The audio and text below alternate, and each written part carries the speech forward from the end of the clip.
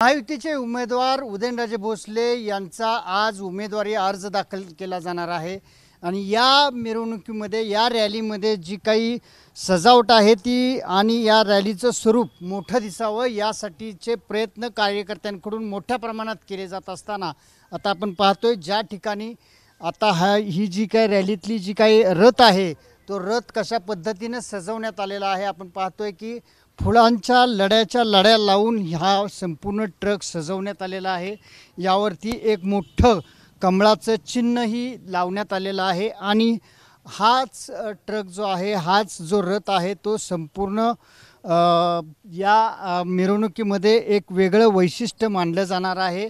ही मिरवणूक अवघ्या काही वेळामध्ये साताऱ्यातील मुख्य गांधी मैदान या ठिकाणाहून सुरू होईल। त्यानंतर राजपथ मार्गे या ठिकाणाहून ती शेटे चौक आणि पवई नाका असा त्याचा मार्ग असेल। या एकंदरीतच या रॅलीचं वैशिष्ट्य म्हणजे या रॅलीला हजारो आणि लाखो कार्यकर्ते कशा पद्धतीने जमतील यासाठीचं नियोजन करण्यात आलेलं आहे।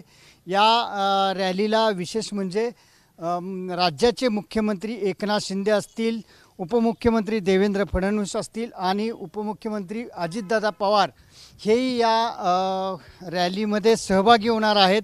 त्यामुळं या रॅलीची एक उंची वेगळ्या पद्धतीनं वाढण्याची शक्यता नाकारता येत नाही।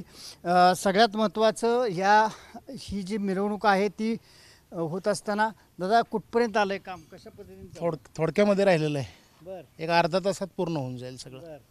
दोन गाड्यांचं नियोजन केलं। जास्त लोक असल्यामुळे आमची परमिशन 15 लाख लोकांची सांगितली एका गाडीमध्ये।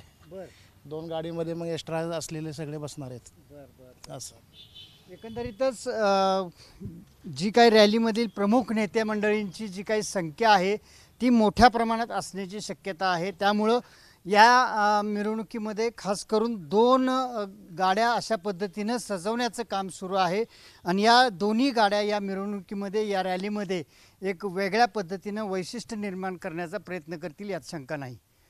कॅमेरामॅन निलेश शेवाळेसह राहुल तपासे, एबीपी माझा, सातारा।